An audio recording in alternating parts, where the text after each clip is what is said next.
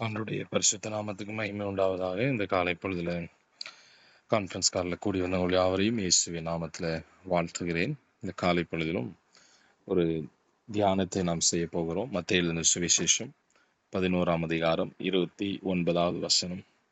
மத்தேயு சுவார்த்தை 11:19. நான் சாந்தமும் மனத்தாழ்மையுமாயிருக்கிறேன். என் நுகத்தை உங்கள் மேல் ஏற்றுக்கொண்டு என்னிடத்தில் கற்றுக்கொள்ளுங்கள். அப்பொழுது உங்கள் ஆத்துமாக்களுக்கு இளைப்பாறுதல் கிடைக்கும். இந்த வசனத்தில் நம்ம பார்க்கும் பொழுது ஆண்டவரிடத்திலிருந்து, ஆண்டவராக இயேசு கிறிஸ்துவிலிருந்து நாம் கற்றுக்கொள்ள வேண்டும் என்று அவர் விரும்புகிறார்.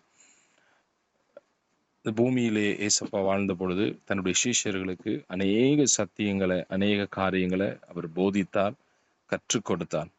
சீஷர்களும் அந்த கற்றுக்கொள்ளுகிற இருதயத்தோடு கூட அவர் போதித்த வசனங்களை, அவர் போதித்த காரியங்களை கேட்டு அந்த காரியங்களை அவங்க கற்றுக்கொண்டாங்க.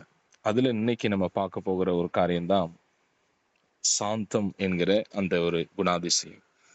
பிரியமானவர்களே, நம்ம எந்த அளவுக்கு ஏசப்பாவுடைய சமூகத்துல காத்திருந்து அவரை தியானிக்கிறோமோ அந்த அளவுக்கு நாம அவருடைய குணாதிசயங்களை பெற்றுக்கொண்டு அவரை நாம் பிரதிபலிக்கிறவர்களாக, அவருடைய குணாதிசயத்தை வெளிப்படுத்துகிற ஒரு நல்ல ஒரு பாத்திரமாக நாம் உருவாக முடியும். இந்த இடத்துல ஏசப்பா சொல்றாங்க, நான் சாந்தமும் மனத்தாழ்மையுமாய் இருக்கிறேன். இன்னைக்கு நம்முடைய வாழ்க்கையில இந்த குணாதிசயம் வெளிப்படுகிறதா என்பதை நாம் ஆராய்ந்து பார்க்க வேண்டும். அநேக வேளையில நமக்கு இந்த சாந்தம் என்கிற இந்த ஒரு குணம் அது இல்லாமல் நம்ம கோபப்படுகிறவர்களாக காணப்படுகிறோம். மாம்சத்தின் கிரியைகளை வெளிப்படுத்துகிறவர்களாக காணப்படுகிறோம். ஆண்டவர் எப்பவுமே அவரை மாதிரியே நாம மறுரூபம் அடைய வேண்டும் என்று விரும்புகிற தெய்வன். அதற்காகத்தான் கல்வாரி சிலுவையிலே தன்னுடைய ஜீவனை தந்து, தன்னுடைய பரிசுத்த இரத்தத்தை சிந்தி, காயங்களை ஏற்றுக்கொண்டு, ஆதாம் இழந்து போன அந்த தெய்வ மகிமையை நாம் எல்லாரும் பெறணும் அப்படிங்கிறதுக்காகத்தான் ஆண்டவர் இந்த காரியங்களை சிலுவையில் செய்து முடித்தார். ஆகவே அவருடைய குணாதிசயத்துல ஒவ்வொரு நாளும் நாம் வளருகிறவர்களாக அதை ஆராய்ந்து பார்த்து அந்த குணம் நமக்குள்ள காணப்படும்படியா நம்ம வாழ்க்கையை நம்ம அர்ப்பணிப்பது ஆண்டவர் எதிர்பார்க்கிற ஒரு காரியம். ஆண்டவரை குறித்து நம்ம வேதத்துல நிறைய இடங்கள் அவருடைய குணாதிசயங்களை நம்ம படிக்க முடியும். வேதம் முழுவதும் கர்த்தர் எப்படிப்பட்டவர் என்பதை வேதம் அழகா சொல்லுகிறது. அதுல விசேஷம் அந்த காலை பொழுதுல நம்ம இந்த சாந்தத்தை குறித்து நாம் பார்க்கும் பொழுது, யாத்ராகமத்தின் புஸ்தகம் 34ஆம் அதிகாரம் 6வது வசனத்துல கர்த்தரே இது சொல்லுகிறத நம்ம பார்க்கிறோம்.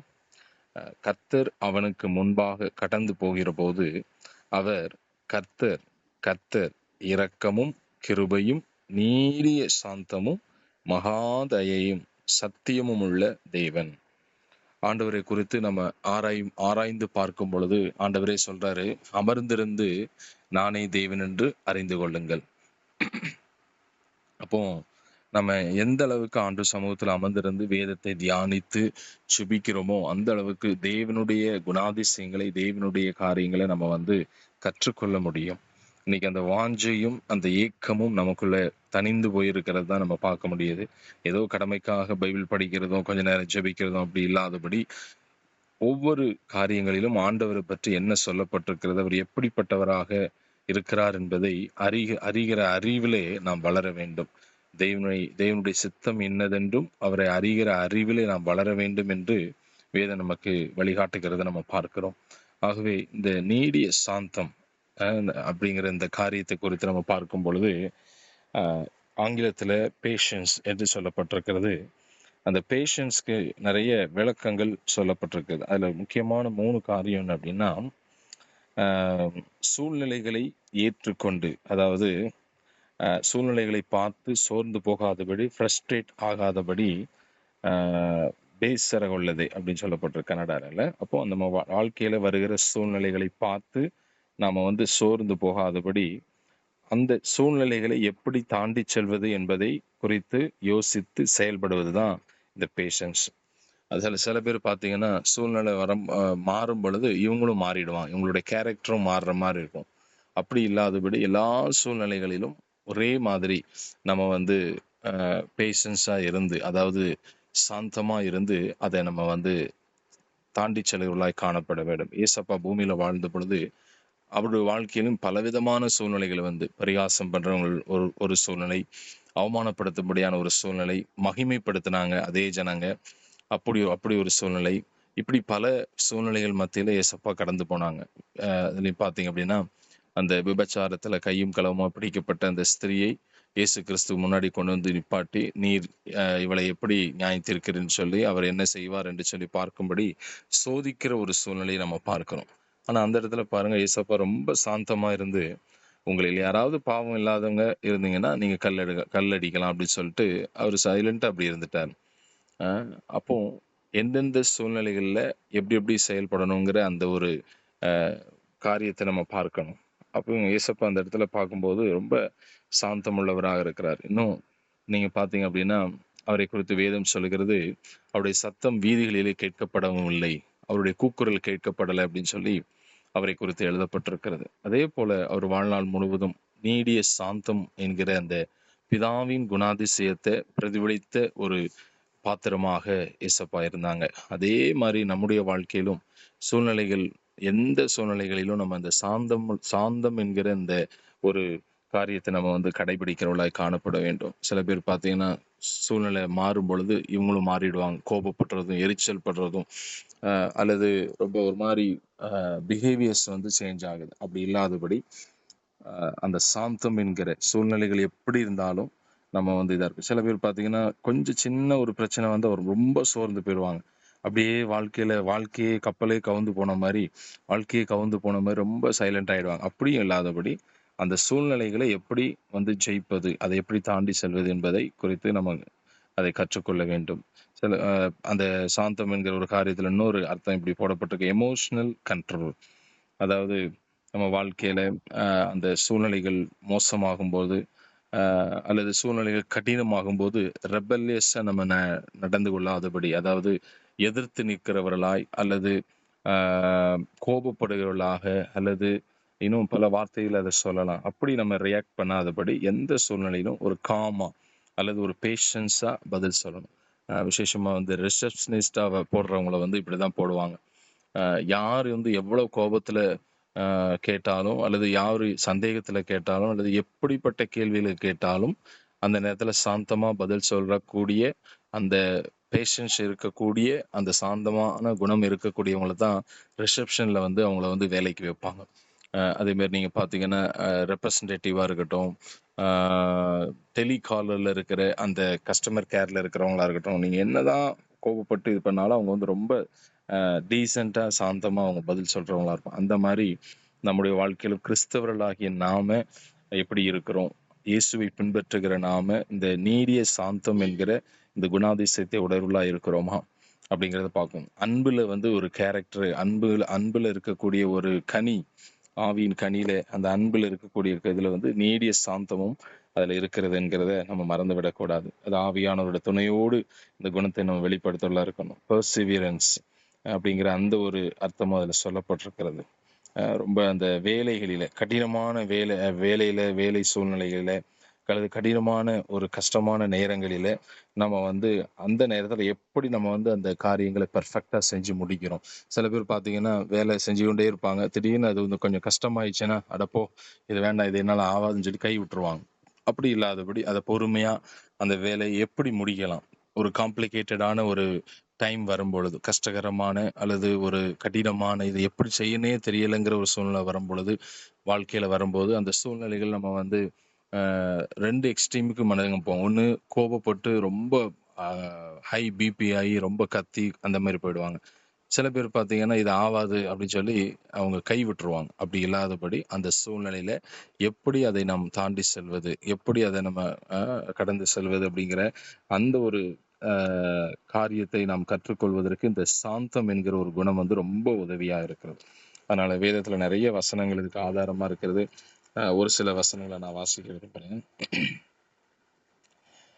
1 கொரிந்தியர் 13ஆம் அதிகாரத்துல அன்பை குறித்து சொல்லும்போது 13:4 சொல்லப்பட்டிருக்கிறது, அன்பு நீடிய சாந்தமும் தயவும் உள்ளது, அன்புக்கு பொறாமை இல்லை, அன்பு தன்னை புகழாது, இருமாப்பாய் இராது. அப்ப அந்த அன்பு நீடிய சாந்தம் உள்ளதுன்னு சொல்லப்பட்டிருக்கு. நம்ம ஒருத்தரை நேசிக்கிறோம் அப்படின்னா அவங்க வந்து நம்ம கிட்ட எப்படி அவங்க நடந்துகிட்டாலும், கடினமான ஒரு சூழ்நிலை இருந்தாலும், அவங்க ஆஹ் எந்த விதத்துல இருந்தாலும் அவங்கள நேசிக்கிற விஷயத்துல நம்ம வந்து சாந்தமா இருக்கணுமா. யோசித்து பாருங்க, நம்ம ஆண்டவருக்கு விரோதமா எத்தனை பாவங்களை நம்ம செய்யறோம், முரட்டாட்டம் பண்றோம், கீழ்ப்படியாம இருக்கிறோம், அவர் சொன்ன காரியத்தை செய்யாம சொல்லாத காரியங்களை செய்து கொண்டிருக்கிறோம், உலகத்துக்கு ஒத்த வேஷம் தரிக்கிறது, இப்படி பல காரியங்கள் ஆண்டவருக்கு விரோதமா, தெய்வ ராஜ்யத்துக்கு விரோதமா செயல்பட்டாலும் அவர் நீடிய சாந்தம் உள்ளவராக இருக்கிறார். அது காரணம் என்னன்னா, அந்த அன்பு, அந்த நீடிய சாந்தத்தை உள்ளடக்கி அந்த அன்பு அவர்கிட்ட இருக்கிறதுனால, அகாபே அன்புல அந்த நீடிய சாந்தம் முழுவதும் நிறைந்திருக்கிறது. வேதத்துல சொல்லப்பட்ட அந்த வார்த்தை, மங்கி எரிகிற திரியை அணைக்காமலும் நெறிந்து போன நாணலை முறித்து போடாமலும் அவர் இருக்கிறார் என்று சொல்லப்பட்டிருக்கிறது. ஆகவே நமக்குள்ளேயும் இப்படிப்பட்ட ஒரு அந்த அன்பினுடைய சுபாவமாகிய நீடிய சாந்தம் என்கிற அந்த குணம் வெளிப்படுவதற்கு நாம் வந்து நம்ம வாழ்க்கையை ஒப்பு கொடுக்கணும். கிறிஸ்தவர்களாகிய நாம இந்த அன்பு என்கிற அந்த ஆவியின் கனியில அந்த சாந்தம் என்கிற காரியத்தை கொடுக்கிறவர்களாக காணப்பட வேண்டும். எபேசியர் 4ஆம் அதிகாரம் 2வது வசனம் இப்படியாக சொல்லுகிறது, மிகுந்த மனத்தாழ்மையும் சாந்தமும் நீடிய பொறுமையும் உடையவர்களாய் அன்பினாலே ஒருவரை ஒருவர் தாங்கி என்று சொல்லப்பட்டிருக்கிறது. அப்போ சாந்தமுள்ள ஒரு பொறுமை நமக்கு இருக்க வேண்டும். மனத்தாழ்மை, எப்போ இந்த சாந்தம்னா மனத்தாழ்மையா இருக்கும்போது அந்த சாந்தம். பெருமை இருக்கிறவங்க பார்த்தீங்கன்னா ரொம்ப பேசிக்கிட்டே இருப்பாங்க, ரொம்ப அவங்கள புகழ்ந்து அவங்களதான் பெரிய, நான் தான் ராஜாங்கிற மாதிரி ஒரு மாதிரி பெருமையா பேசுறது, அவங்களுக்குள்ள இந்த சாந்தம் இருக்காது. ஆனா மனத்தாழ்மையா யார் இருக்காங்களோ, அதான் ஆண்டவர் முதல்ல சொன்னார்ல இந்த மத்தேயு 11:29, நான் சாந்தமும் மனத்தாழ்மையுமாய் இருக்கிறேன். அந்த பேஷன்ஸ், அந்த தாழ்மை, தன்னை தாழ்த்து இருக்கிற அந்த காரியம், சாந்தமா இருக்கிற காரியம். இயேசுவே ஒரு மகாராஜா, ராஜாதி ராஜன், தூதர்கள் போற்றுகிற ஒரு தெய்வகுமாரன், ஆனால் சிலுவையில தன்னை முற்றிலும் தாழ்த்தி அந்த சாந்த குணத்தை அவர் வெளிப்படுத்துகிறார். அநியாயமா குற்றம் சாட்டப்பட்டு இன்னும் அவரை வந்து ரொம்ப வேதனைப்படுத்தி அவமானப்படுத்தி இது பண்ண, அந்த நேரத்துல அவர் நீடிய சாந்தம் உள்ளவராய் தன்னுடைய பிதா தனக்கு கொடுத்த அந்த சித்தத்தை நிறைவேற்றி முடிக்கிற வரைக்கும் அவர் சாந்தமுள்ளவராய் இருந்து அதை செய்து முடித்தார். ஐயோ, இவங்க இவ்வளவு உபத்திரப்படுத்துறாங்க, இவ்வளவு பேசுறாங்க, என்னால் இது ஆவான்னு சொல்லி பாதியிலே கைவிடலை. அவர் சாந்தமுள்ளவராய் இருந்து கடைசி வரை பிதாவின் சித்தத்தை பூமியில நிறைவேற்றி போனார். ஆகவே நாமும் இந்த காலை பொழுது நம்ம வாழ்க்கையை நம்ம ஆராய்ந்து பார்ப்போம். இந்த சாந்த குணம் இருக்கும் பொழுது நம்ம வந்து வாழ்க்கை முழுவதையும் நம்ம வந்து சாந்தமா இருக்கும் பொழுது, நம்ம அமைதியா இருக்கும் பொழுது அந்த அந்த வாழ்க்கையை சரியாக நம்ம வாழ முடியும். தேவனுடைய சித்தத்தை நம்ம நிறைவேற்றி முடிக்க முடியும். அடுத்ததாக நம்ம பார்த்தோம் அப்படின்னா, கொலோசியருக்கு எழுதின நிருபம் 1ஆம் அதிகாரம் 11வது வசனத்துல வசனம் இப்படியாக சொல்கிறது, சந்தோஷத்தோடு கூடிய எல்லா பொறுமையும் நீடிய சாந்தமும் உண்டாவதற்கு மகிமையான அவருடைய வல்லமையின்படி எல்லா வல்லமையாலும் பலப்படுத்தப்படவும் உங்களுக்காக வேண்டுதல் செய்கிறோம். அப்போ இந்த சாந்த குணம் ஜனங்களுக்குள்ள இருக்கணும் அப்படிங்கிறதுக்காக ஆண்டவர் உங்களை பலப்படுத்தணும்னு சொல்லி நான் ஜெபம் பண்றேன்னு சொல்லி இங்க பவுல் சொல்றதை நம்ம பார்க்கிறோம். அப்போ சந்தோஷத்தோடு கூடிய பொறுமையும் நீடிய சாந்தம் உண்டாவதற்கு இந்த சமாதானம், சந்தோஷம், பொறுமை, மனத்தாழ்மை, இது எல்லாமே சாந்தம் என்கிற அந்த குணத்தோடு கனெக்ட் ஆயிருக்குது. அதனால சாந்தம் உள்ளவர்கள் பார்த்தீங்கன்னா எப்பவுமே சந்தோஷமா இருப்பாங்க. சாந்தம் உள்ளவங்களுடைய வாழ்க்கையில இந்த சமாதானம் இருக்கும். அவங்க முகத்திலேயே அந்த சமாதானம், பொறுமை தெரியும். ரொம்ப பொறுமையா இருப்பாங்க. ரொம்ப கோபப்படுத்தும்படியான சூழ்நிலை வந்தாலும் இந்த சாந்தம் என்கிற இந்த குணத்தை உடையவங்க வந்து அவங்க வந்து அப்படியே அதுல மெச்சூர்டா இருப்பாங்க. இவ்வளவுதானே வந்திருக்குது, இதை அழகா இப்படி டீல் பண்ணலாம் அப்படின்னு சொல்லி. ஏசப்பாக்கிட்டையும் அப்படிதான் நிறைய விஷயங்கள்ல பூமியில வாழ்ந்த பொழுது மனிதர்கள் அவருக்கு விரோதமா காரியங்களை செஞ்ச பொழுது ரொம்ப மெச்சூர்டா அவர் வந்து சாந்தம் உள்ளவரா, சமாதானம் உள்ளவரா, சந்தோஷமா அந்த காரியங்களை டீல் பண்ணதை நம்ம பார்க்கிறோம். ஆகவே ஆண்டவர்கிட்ட நம்ம செபிப்போம், ஆண்டவர் இப்படிப்பட்ட ஒரு நீடிய சாந்தமுள்ள அந்த குணம் உங்களுக்குள்ள இருந்த அந்த குணம் என்னிடத்திலும் காணப்பட என்னை பலப்படுத்துங்க சொல்லுங்க. இந்த கொலோசியர் 1:11 மறந்துடாதீங்க. அவருடைய வல்லமையின்படி எல்லா வல்லமையாலும் பலப்படுத்தப்படவும். அப்போ அந்த நீடிய சாந்தத்தை நமக்குள்ள கொண்டு வருகிறது ஆண்டுடைய வல்லமை. அதை நம்ம வந்து பெற்றுக்கொள்ளணும். கடைசி 2 வசனத்தை நம்ம வாசிக்கலாம். யாக்கோபு எழுதின நிருபம் 3ஆம் அதிகாரம் 17வது வசனத்தில் இப்படி சொல்லப்பட்டிருக்கிறது, பரத்திலிருந்து வருகிற ஞானமோ முதலாவது சுத்தம் உள்ளதாயும் பின்பு சமாதானமும் சாந்தமும் இணக்கமுள்ளதாகவும் இரக்கத்தாலும் நற்கனிகளினாலும் நிறைந்ததாயும் பட்சபாதம் இல்லாததாயும் மாயமற்றதுமாய் இருக்கிறது. அப்போ எந்த நேரத்துல எப்படி நடக்கணும் அப்படிங்கிற அந்த ஞானத்தை நம்ம பெற்றுக்கொள்ள வேண்டும். பரத்திலிருந்து வருகிற அந்த ஞானம் தான் இது எல்லாத்தையும் கொடுக்கிறது.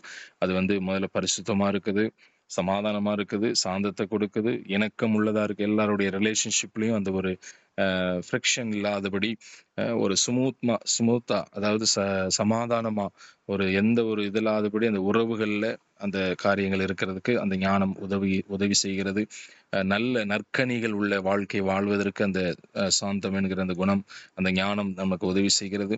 இப்படி சமாதானமா வாழ்றதுக்கு இப்படி நிறைய நன்மைகள் இந்த தேவன் கொடுக்கிற அந்த ஞானத்துல இருக்கிறது. அப்ப ஆண்டவர்ட்ட நம்ம அந்த ஞானத்தை கேட்கணும். சாந்தமான இப்படி இருக்கிறது. கடினமான சூழ்நிலைகள்ல உலகத்தின் காரியங்கள் வரும் பொழுது, மாம்சத்தின் கிரியைகள் எழும்பும் பொழுது, பிசாசின் சோதனைகள் வரும் பொழுது, மனிதனுடைய அந்த ஒரு நெருக்கங்கள் ஃபோர்ஸ் வரும் பொழுது, நான் எப்படி நான் இருக்கணும் ஆண்டவரே அப்படிங்கிற அந்த ஞானத்தை எனக்கு தாங்கன்னு சொல்லி நம்ம ஆண்டவர்ட்ட நம்ம கேட்கிறவர்களாய் காணப்பட வேண்டும். கடைசி வசனமாக 1 பேதுரு 3ஆம் அதிகாரம் 4வது வசனம் இப்படியாக சொல்லுகிறது. 1 பேதுரு 3:4, அழியாத அலங்கரிப்பாயிருக்கிற சாந்தமும் அமைதலும் உள்ள ஆவியாகிய இருதயத்தில் மறைந்திருக்கிற குணமே உங்களுக்கு அலங்காரமாயிருக்க கடவுது. அதுவே தேவனுடைய பார்வையில் விலையேற பெற்றதுன்னு சொல்லப்போ, அப்ப இந்த சாந்தம்ங்கிற குணம் நமக்குள்ள இருந்துச்சுன்னா ஆண்டவர் நம்மளை விலையேற பெற்ற ஒரு அந்த பாத்திரமாக நம்மளை அவர் பார்க்கிறார். அப்போ இந்த சாந்தமும் அமைதலும் உள்ள ஒரு ஆவி. சில பேர் பார்த்தீங்கன்னா ஆவியில பயங்கரமா இருப்பாங்க. அப்படி இல்லாதபடி ஆவியானவர் வரும் பொழுது அந்த சாந்தம் நமக்குள்ள வந்துடும். அதனாலதான் ஞானஸ்நானம் பெற்று நம்ம உடனே ஞானஸ்நானம் பெற்ற உடனே இந்த ஒரு அமைதலுள்ள ஒரு ஆவியை நமக்குள்ள கட்டளையிடுகிறார். பரிசுத்த ஆவியானவர் எங்க உண்டு, அவர் ரொம்ப சென்சிட்டிவான ஒரு ஆவியானவர் இல்லை, ரொம்ப சாந்தமுள்ள ஒரு ஆவியானவர். அக்கினியின் ஆவியானவர் ஒரு பக்கம் இருக்கிறாரு, ஆனா இன்னொரு பக்கம் சாந்தத்தின் ஆவியானவர். நம்ம ஆவியை, நம்முடைய ஆத்துமாவை, நம்முடைய சரீரத்தை சகலத்தையும் சாந்தமாய் வைப்பதற்கு இந்த பரிசுத்த ஆவியானவர் நமக்கு ரொம்ப உதவியா இருக்கிறாரு. அங்க வேதம் சொல்லப்பட்டிருக்கு, அது ஒரு அலங்காரம் என்று சொல்லப்பட்டிருக்கிறது. நம்முடைய வாழ்க்கையில நம்ம நம்மை அலங்கரிக்கக்கூடிய ஆவிக்குரிய வாழ்க்கையை ஒரு சூப்பரா அதை டெக்கரேட் பண்ணக்கூடிய ஒரு குணம் என்னன்னா அந்த சாந்த குணம். சாந்தமும் அமைதலுமாகிய ஆவி நமக்குள்ள இருக்கும்போது அதுவே தேவனுடைய பார்வையில் விலையேற பெற்றதுன்னு சொல்லப்பட்டிருக்கு. அந்த குணமே, இருதயத்துல மறைந்திருக்கிற இந்த குணமே உங்களுக்கு அலங்காரமா இருக்க கடவுது என்று சொல்லி பேதுரு சொல்லுகிறத நம்ம பார்க்கிறோம். ஆகவே பிரியமானவர்கள், இந்த காலை பொழுதுல நம்முடைய வாழ்க்கையில இந்த சாந்த குணம் இருக்கிறதா? நம்ம அடிக்கடி சின்ன சின்ன விஷயங்களுக்கெல்லாம் கோவப்படுறவங்களா இருக்கிறோமா? சின்ன சின்ன விஷயத்துக்கு பதட்டப்படுறவங்களா அல்லது அவசரப்படுறவங்களா நம்ம இல்லாதபடி நீடிய சாந்தமா இருந்து இயேசுவை போல அந்த ஞானத்தை பெற்று எந்தெந்த சூழ்நிலைகளை எப்படி நடந்துக்கணும், எப்படி பேசணும், என்ன செய்யணும், வாழ்க்கையில போராட்டங்கள், அவமானங்கள், நிந்தைகள் வரும்பொழுது, உபத்திரவங்கள் வரும்பொழுது, கஷ்டங்கள் வரும்பொழுது, நெருக்கடிகள் வரும்போது, இழப்புகள் வரும்பொழுது நம்ம நீடிய சாந்தமா இருந்து இந்த கிறிஸ்துவின் சுபாவத்தை வெளிப்படுத்துகிற பாத்திரமா நம்ம காணப்படுவதற்கு நம்ம வாழ்க்கையை நம்ம ஒப்பு கொடுப்போம். எல்லாரும் கண்களை மூடி நாம் செபிப்போம். நல்ல தகப்பனே, நன்றி சொல்கிறோம். இந்த காலை பொழுதுல அப்பா, இந்த நீடிய சாந்தத்தை குறித்து, இந்த குணாதிசயத்தை குறித்து நாங்கள் தியானித்திருக்கிறோம். இயேசுவே, நீர் பூமியில வாழ்ந்த பொழுது மனத்தாழ்மையும் சாந்தமும் உள்ளவராய் நீர் வாழ்ந்தீர். ஆண்டவரே, உம்மிடத்துல கற்றுக்கொள்ள வேண்டும் என்று சொல்லி நீங்க எங்களுக்கு போதித்திருக்கிறீங்கப்பா. ஒவ்வொரு நாளும் ஆண்டவரே, இந்த ஆவியின் நற்குணங்களிலே ஆண்டவரே, கிறிஸ்துவின் சுபாவத்துல நாங்கள் வளர, மறுரூபம் அடைய எங்கள் வாழ்க்கையை நாங்கள் அர்ப்பணிக்கிறோம் அப்பா. ஆண்டவரே, இந்த கான்ஃபரன்ஸ் காலில் கூடி வந்த எல்லாருடைய வாழ்க்கையிலும் இந்த நீடிய சாந்தம் என்கிற இந்த அன்பின் சுபாவம் ஆண்டவரே அதிகமாக எங்களிடத்துல காணப்பட எங்களை ஒப்புக் கொடுக்கிறோம். எங்களுக்குள்ள அடிக்கடி வருகிற மாம்சத்தின் கிரியைகளும் ஆண்டவரே உலக ஆசைகள் போன்ற காரியங்கள் எல்லாம் அந்த சாந்த குணத்தை ஆண்டவரே தடை செய்யாதபடி கிறிஸ்துவின் அன்பின் சுபாவத்தை நாங்கள் வெளிப்படுத்தவர்களாய் காணப்பட எங்களுக்கு உதவி செய்யும் என்று சொல்லி தாழ்த்தி ஒப்புக் கொடுக்கிறோம். கர்த்தர் ஒவ்வொரு அப்படி நீ ஆசிரியத்தபடி ஆசிரியம் இயேசுவின் நாமத்தில் செபிக்கிறோம் நல்ல பிதாவே, ஆமென்.